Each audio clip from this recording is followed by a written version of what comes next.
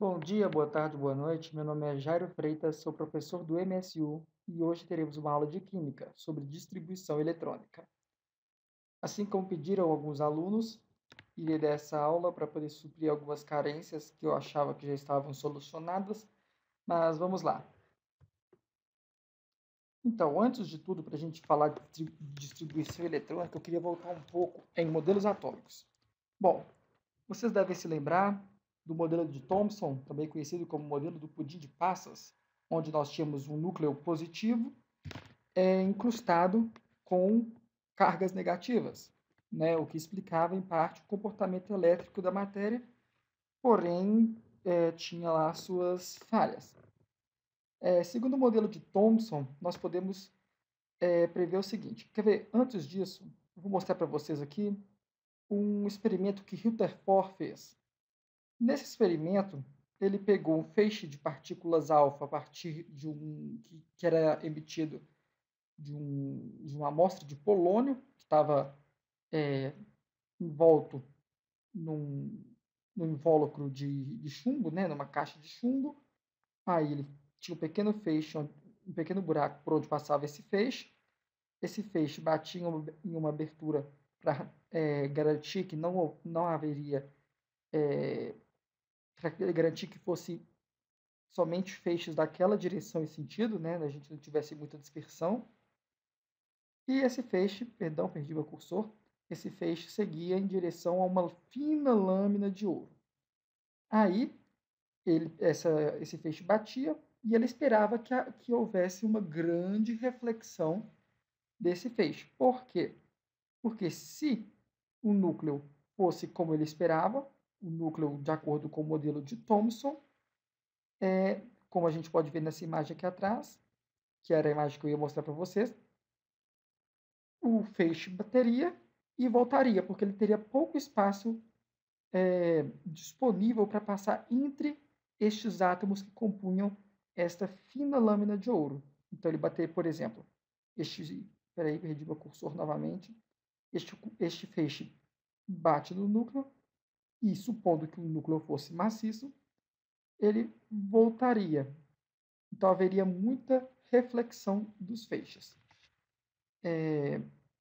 Porém, quando o Rutherford fez o experimento, ele observou de uma forma diferente.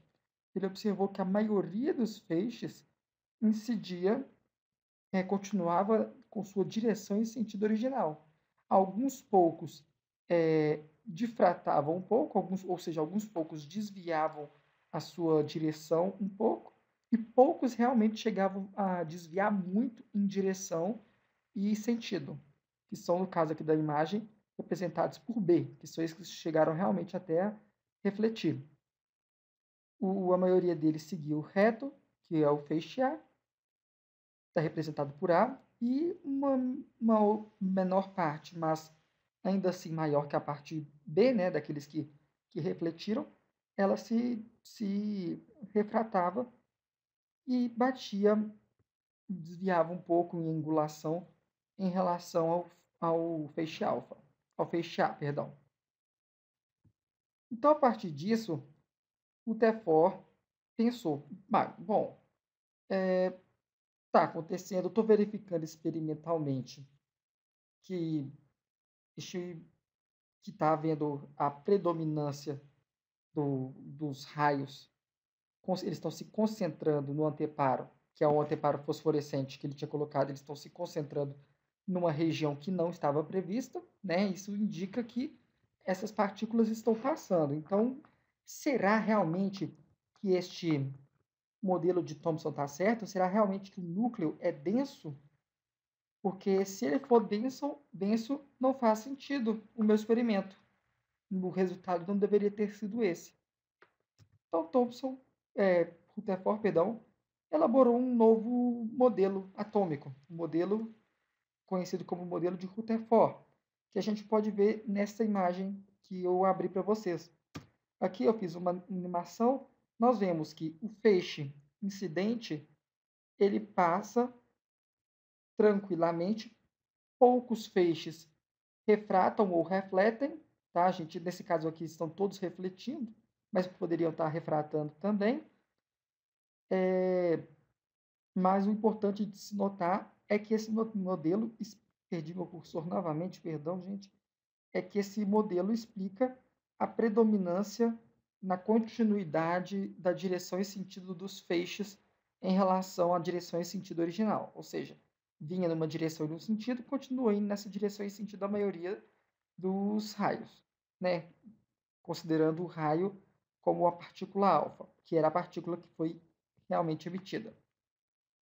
Agora, o que nós temos que fazer por consideração desse modelo atômico de Rutherford? Bom, vocês conseguem ver pela imagem que ele explica aquilo que eu acabei de falar com vocês. Porém, o que contém nessa imagem? O que tem de diferente em relação ao modelo de Thomson? Bom, primeiro, vocês devem estar percebendo, nós temos uma grande região vazia. Essa região a gente chama de elétrons... Bom, vazia sim, né? Claro que tem os elétrons nessa região, porém, essa região tem uma densidade muito menor de partículas. Vamos colocar assim, para a gente não falar que é vazia, porque ela não é completamente vazia. Então, nós vamos ter um núcleo denso, composto por prótons e nêutrons, e vamos ter essa eletrosfera composta por elétrons que estão distantes uns dos outros, estão muito distantes uns dos outros. Estes elétrons, eles vão, segundo Rutherford, eles vão possuir órbitas definidas, tal qual o sistema solar, né? Então, a gente vê nessa imagem aqui que ele pega um determinado elemento, se eu não me engano é o sódio, tá? Nós podemos conferir isso depois, mas não importa para a gente poder entender essa imagem. O que a gente tem que ver é o seguinte, que é uma representação bidimensional do modelo de Rutherford é como essa. Nós vamos ter camadas, que são como se fossem órbitas de planetas, e nessas camadas nós vamos ter elétrons, sendo que cada camada comporta um determinado número específico de elétrons, tá bom? Rutherford, no modelo de Rutherford, nós também temos algumas restrições. Por exemplo, na camada de valência de um determinado átomo, não pode haver mais que 8 elétrons nela, exceto caso ele tenha somente uma camada, como é o caso do hélio. Nesse caso, essa camada só vai suportar 2 elétrons, ok? Entendendo a diferença do modelo atômico de Thomson e entendendo o modelo de Rutherford, a gente pode começar agora a entender distribuição eletrônica. Bom, deixa eu pegar aqui para vocês, já ligar as animações aqui, para a gente entender bastante. A princípio pode parecer difícil isso aqui que vocês estão vendo, mas eu vou explicar e creio que a gente vai chegar a um consenso aqui de que isso não é nenhum bicho de 7 cabeças, tal qual aprender tabuada, tá? Uma vez que você entende, vira automático. Vamos lá. Primeiro, o que quer dizer essas letras que nós temos aqui na lateral? Ó, deixa eu pegar minha canetinha aqui para assinalá-las. Espera aí que está carregando. Isso, aqui, ó. Nós temos letras e números aqui, né? Primeira K, segunda L, terceira M, quarta N, quinta O, sexta P, sétima Q.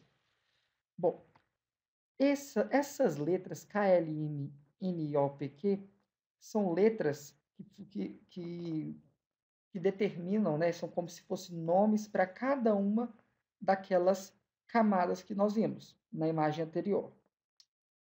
Alguns autores também chamam cada uma dessas camadas por números também. Primeira camada, segunda camada, terceira camada, etc. Porém, tem uma convenção de que resolveram colocar de K a Q. Já que são 7 camadas, então tem que ser 7 letras. E colocou-se nessa ordem alfabética, começando do K. Bom,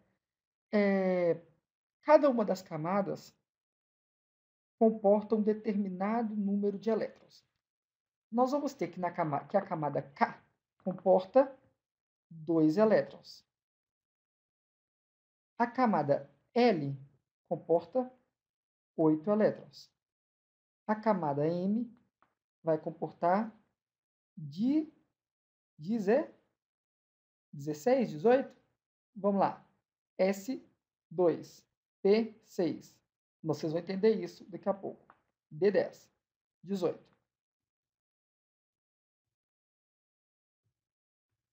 Agora a quarta. 2 mais 6, 8. 18 mais 14, 32.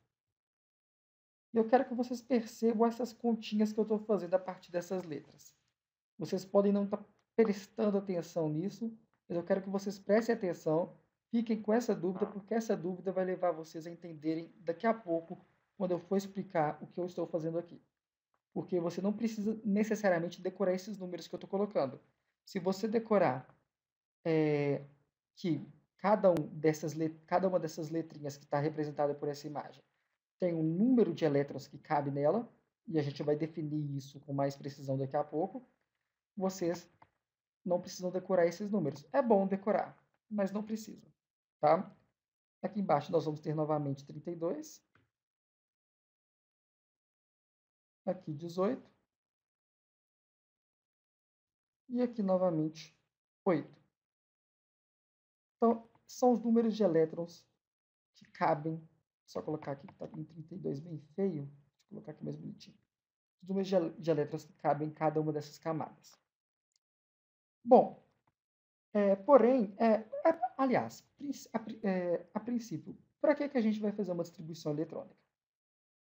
Deve ser a pergunta, imagino que seja uma pergunta natural que os estudantes deveriam se fazer, porque deve existir uma razão para que a distribuição eletrônica exista, certo? Bom, a distribuição eletrônica ela é feita principalmente para você conseguir, vamos colocar aqui em termos menos técnicos, ranquear, aliás, ordenar em ordem de energia cada um dos subníveis desses orbitais. Bom, já entraram aqui nessa definição alguns termos que vocês provavelmente desconhecem. Eu acho que o primeiro termo que vocês desconhecem dessa definição seria o termo subnível, tá? Orbital, a gente já entendeu, né? Quando eu voltei, vamos voltar naquela imagem. Cada orbital é uma dessas camadas, né? Nós temos a camada K, camada L, camada M, camada N, camada O. Agora, os subníveis, como o próprio nome indica, né? Então, se nós temos um nível que é uma camada, subnível é uma especialização daquela camada, ou seja, são subconjuntos dela, certo? Os subníveis, eles são 4. Nós temos o subnível S, o P, o D e o F. S de sharp, que seria fino, P de principal, que é a principal, D de difuso e F de fundamental. Bom, um macete para a gente decorar essas letras, antes de explicar um pouco mais sobre isso, é a gente decorar um macete, né? SPDF seria Sepultura para Defunto Fresco. Se você decora isso, vai ajudar bastante na hora do vestibular. E eu vou dar mais, ao longo dessa aula, mais alguns macetes para vocês. Mas, antes disso, vamos voltar aqui para a nossa animação e entender mais sobre subníveis. O que acontece? Qual a função dos subníveis?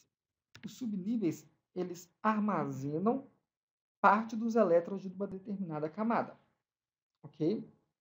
Então, nós temos que o subnível S, por exemplo, ele consegue armazenar até 2 elétrons. O subnível P armazena até 6. O subnível D até 10.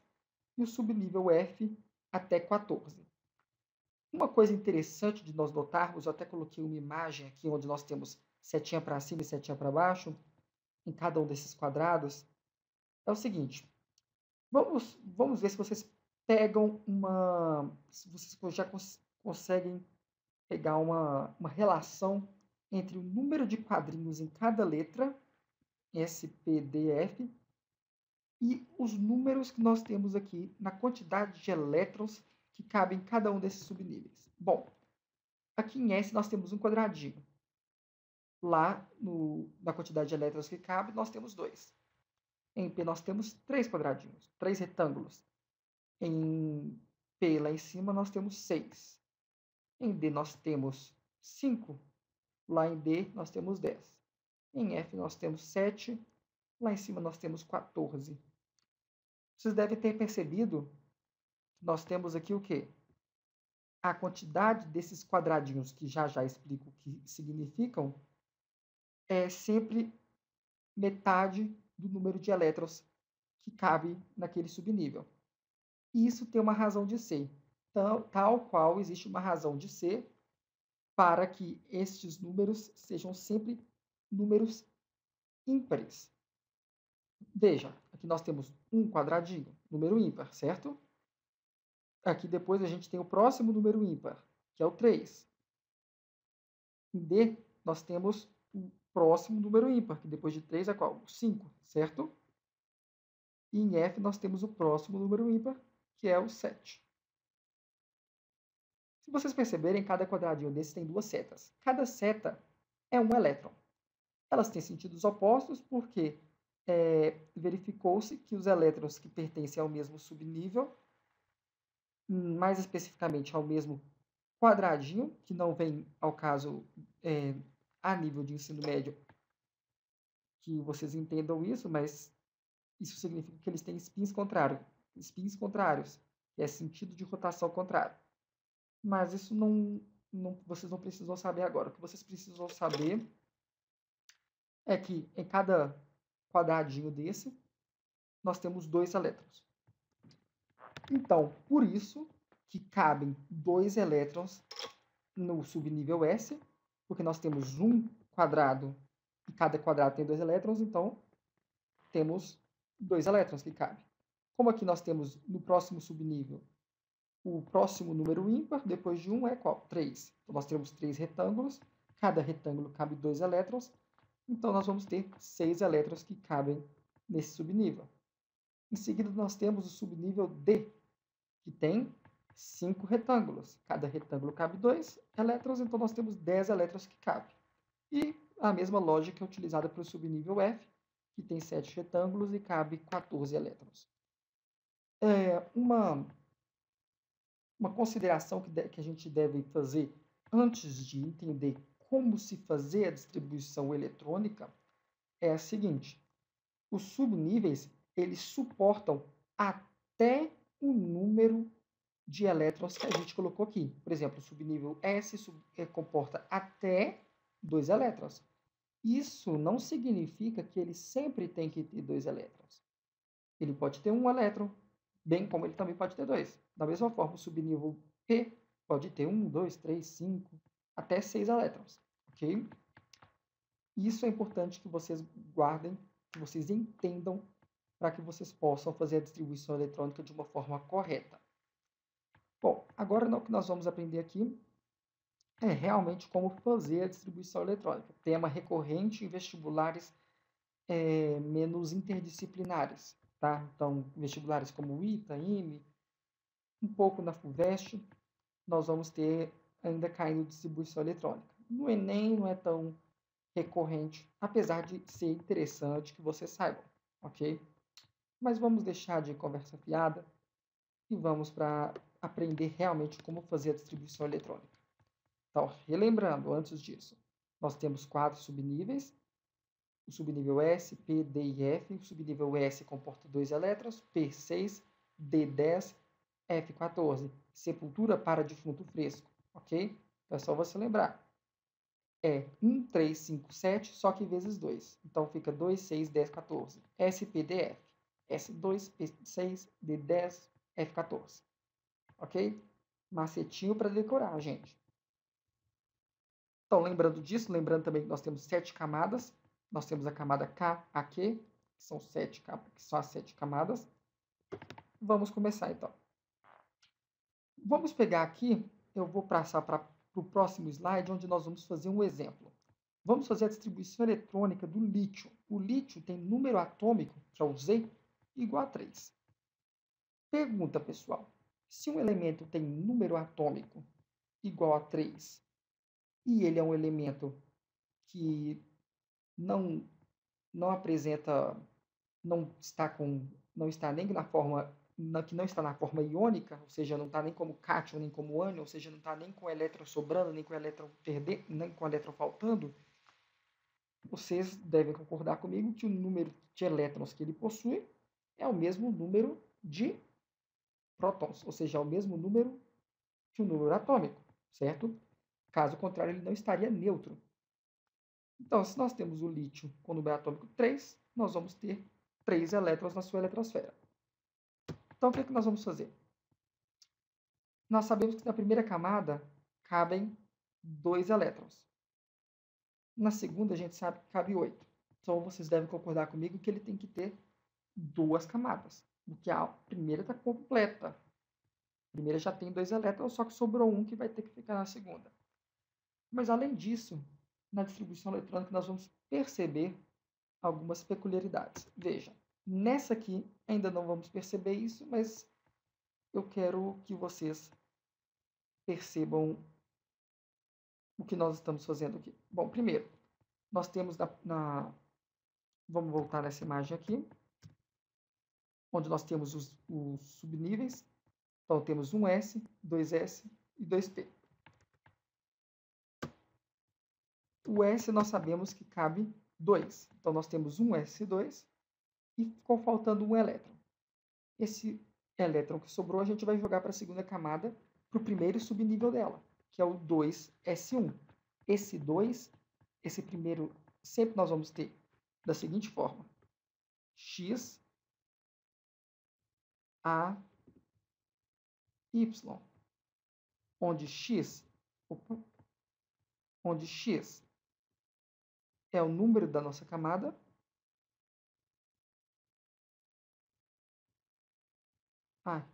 bom, vocês entenderam, eu não vou escrever isso aqui no slide, não. Número da nossa camada, A é a letra que representa o subnível, e Y é quantos elétrons nós temos nesse subnível. Então, nós temos aqui no 2s1, nós temos que esse subnível é o S da segunda camada e que ele tem somente um elétron dentro dele. Bom, sabendo disso, vamos para a próxima distribuição eletrônica para a gente perceber uma propriedade que na distribuição eletrônica do lítio nós não conseguimos perceber. Porque vocês devem ter percebido que nós temos umas setas apontando aqui. Essas setas não estão aqui ao acaso. A gente não vai fazer espetinho de bolinha, já que nós estamos representando cada subnível como uma bolinha. Não é bolinha ao rolete. Bom, agora vamos fazer a distribuição eletrônica do fósforo. Deixa eu só voltar aqui no do lítio. Para vocês darem uma resposta no vestibular, vocês vão colocar da seguinte forma: 1s2, 2s1 seria a resposta para a distribuição eletrônica do lítio. Opa, deixa eu voltar aqui.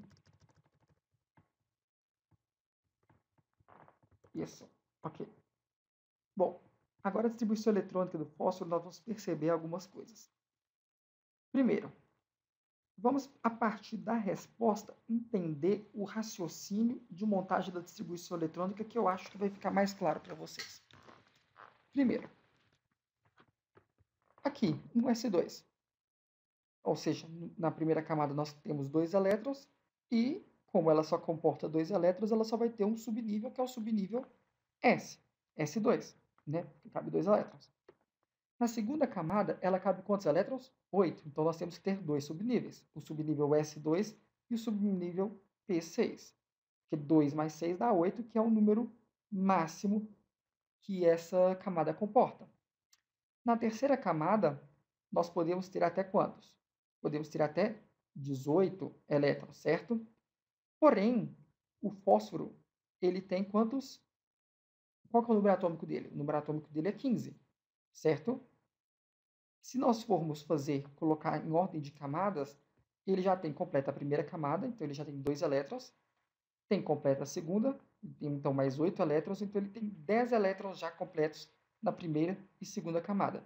Ele tem para distribuir mais quantos elétrons? Mais 5 elétrons, certo? A terceira camada dele, então, vai ter 5 elétrons. E onde que nós vamos colocar esses 5 elétrons? Quando eu digo onde, vocês podem responder, na terceira camada. Sim, mas quando eu pergunto onde, eu pergunto em quais subníveis nós vamos pôr. Lembrando que nós sempre temos que começar pelo subnível com menor número de elétrons, que é o subnível S, seguido pelo segundo com menor número de elétrons, que é o P, depois o D, depois o F. Ok? Então aqui nós vamos colocar 3s2, porque 3 é o número da camada, S o orbital e 2 o número de elétrons que está contido nesse orbital. Então 3s2. E em seguida 3p3. Por quê?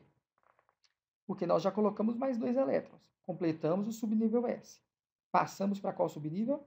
Subnível P, certo? Certo. Passamos para o subnível P, porém o subnível P comporta até 6 elétrons. Mas nós não temos 6 elétrons para colocar nele. Sobrou só 3, porque nós já tínhamos lá em cima, veja, 2 e 2, 4 e 6, 10, mais 2, 12. Nós temos 15 elétrons para distribuir, então sobrou só 3. Então o subnível 3p vai ficar com 3 elétrons. Apesar de que ele comporta 6 elétrons, ele vai ter só 3. Nenhum problema nisso. Isso não contraria nenhuma noção física, ok? Mas ainda assim, vocês podem ter dúvidas e essas dúvidas espero que solucionemos nos próximos exercícios de distribuição eletrônica. Vamos lá. Vamos fazer a distribuição eletrônica do arsênio, que tem número atômico 33. Ou seja, se ele tem 33, número atômico 33, também tem 33 elétrons. Então vamos começar. Tracei as bolinhas. Eu gosto, gente, vou voltar aqui para vocês.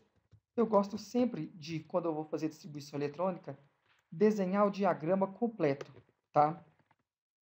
Tal qual eu fiz aqui no primeiro slide. Porque sempre que eu tiver que fazer uma distribuição eletrônica, eu recorro a ele, não preciso ficar desenhando tudo de novo. Eu só vejo onde que a seta vai parar. Porque o sentido que eu conto para poder fazer a montagem do meu diagrama é sempre o sentido da seta. Então, eu percorro primeiro todos os subníveis que estão na direção dessa seta, terminou a seta, eu começo a percorrer todos os subníveis que estão no sentido da outra seta, depois no sentido da terceira seta, até terminar. E é por isso que agora que nós, chegando aqui na distribuição eletrônica do arsênio, nós vamos perceber uma questão curiosa que, se vocês não soubessem do que eu acabei de falar, vocês ficariam bastante confusos. Mas é claro que eu vou repetir isso agora para vocês não se confundirem. Bom, o que acontece? Vocês concordam comigo que o subnível N, não, eu acho que isso aqui vocês não vão ver agora. Vou passar para a distribuição do gadolínio, que tem mais elétrons, e vocês vão perceber o que eu quero dizer. Veja, percebam o seguinte. Aqui nós pegamos um S2, percorremos toda a primeira seta, terminou, passamos para a segunda. 2S2, então já temos 4 elétrons, mais 6, 10, mais 2, 12, mais 6, 18, mais 2, 20, mais 10, 30, mais 6, 36, mais 2, 38, mais 10, 48, mais 6, 54, mais 2, 56, mais 8, 64. Aí você pode falar, mas Jairo, você colocou aqui, né, nessa ordem, que é a ordem que você percorreu as setas, porém, por que você não completou a quinta camada e foi direto para a sexta? A quinta camada vai ficar incompleta?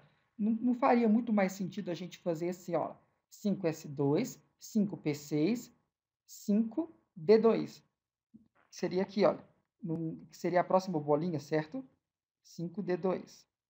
Para a gente colocar todos os elétrons em uma só camada? Porque para mim, Jairo, o que faz sentido é isso. Porém, lembrem-se que quando a gente faz a distribuição eletrônica, a gente percorre o sentido das setas. Por isso que existe a distribuição eletrônica. Caso contrário, fazer esse, a gente não, perdão, por isso que existe esse diagrama, que é o diagrama de Linus Pauling.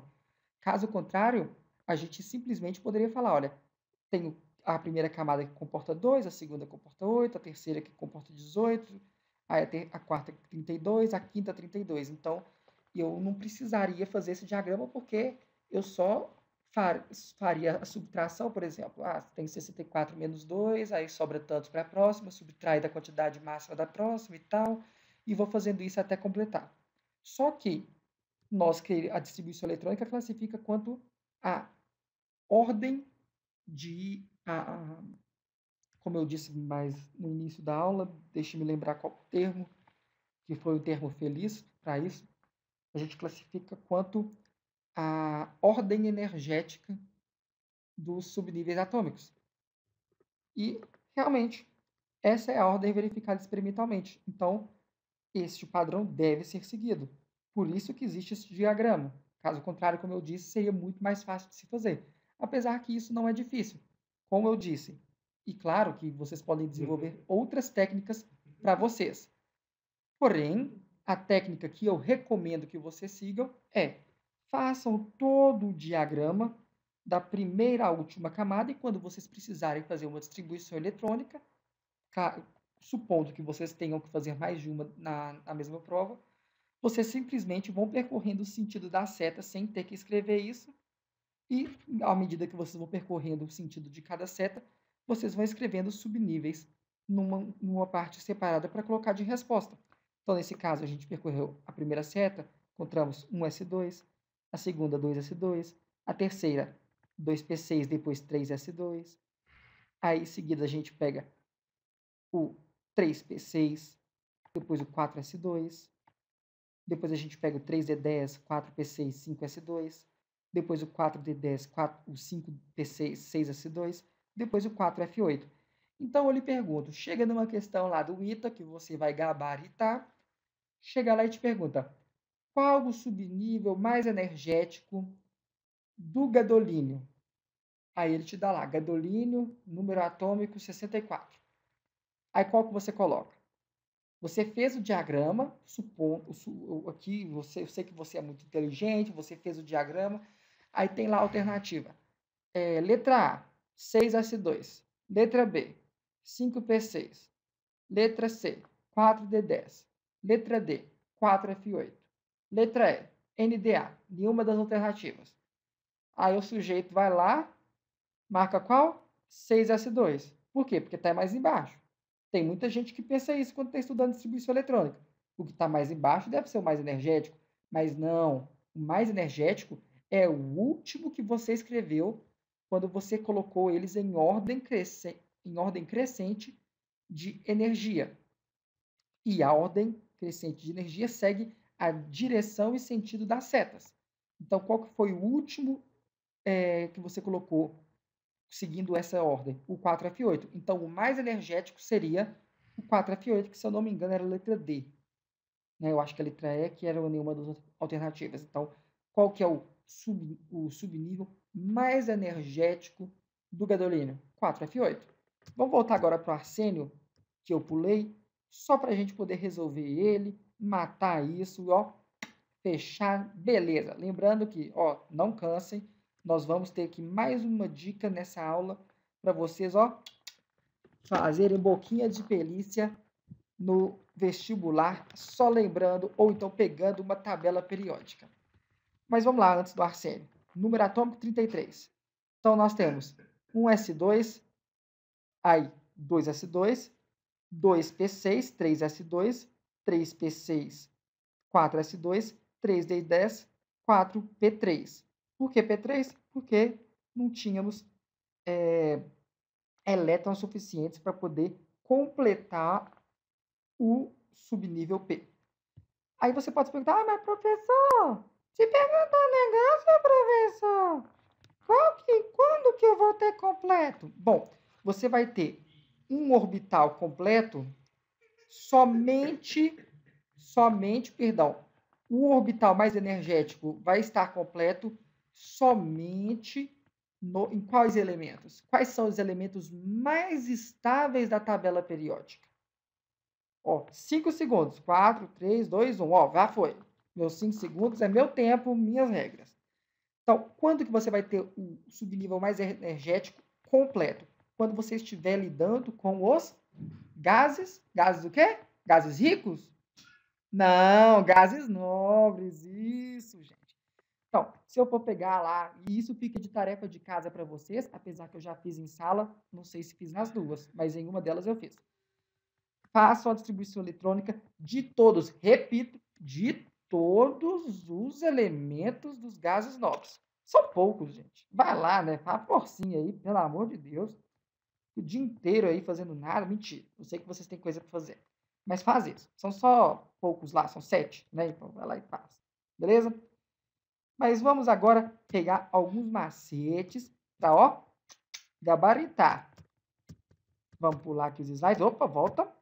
Aqui eu só tenho uma imagem onde eu represento, que é uma síntese, não, resumo de tudo que eu disse até agora, a nível do modelo de Rutherford, né? A gente estaria enxergando aqui os orbitais de 1 a 7, certo? Na verdade, perdão, estaríamos orbitando o número de camadas aqui de 1 a 7, perdão, eu apontei errado aqui com o cursor, que são as camadas K até Q.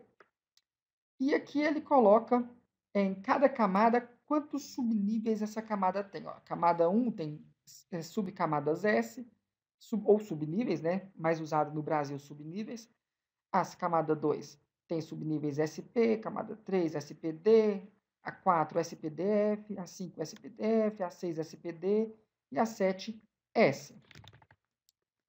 E, bom, vamos continuar só para a gente pegar a parte mais importante dessa aula. Bom, não é a mais importante, a segunda mais importante. A mais importante é saber fazer a distribuição eletrônica.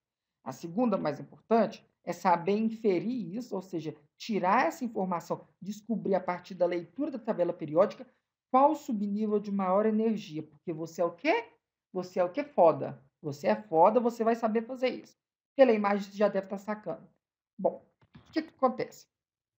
A imagem está em inglês, mas leia block como bloco e S como subnível, que a gente já conhece. Conhecemos o subnível S, D, P e F, certo? Então vamos lá. Vamos lá, todo mundo aqui prestando atenção, hein, galera? Os subníveis na hora que você pega a família 1A, família 2A, também conhecido como família. Qual que é a família 1A, gente? Qual que é? Alcalinos? Alcalinos, isso. E a segunda, 2A? Alcalinos o quê? Alcalinos são barro? Não. Como é que é? Alcalinos o quê? Terrosos, não é terroristas, não. Então, vamos lá. Então, nós temos... Só um instante, gente, tem uma interferência aqui. Então, o que nós temos aqui? Família 1A. Gente, mas estava muita interferência. Temos família 1A. Nós vamos ter o primeiro elemento da família 1A, ele vai ter qual subnível? 1S. O segundo subnível da família 1A vai ter subnível, perdão, o segundo período da família 1A vai ter qual? 2S. 2S o quê? 2S1, tá? Então, a imagem aqui não está completíssima, mas a partir dela você infere essas coisas. O que acontece? Ó, 1A. Todos eles que estão aqui, ó, na família 1A vão terminar em XS1. O que é esse X? Esse X é o número do período, o número da camada. Então, aqui, ó, se eu pegar aqui, por exemplo, o sódio, se eu não me engano, está aqui na... Peraí, deixa eu voltar aqui, ó. Sódio, terceiro período, então tem 3 camadas.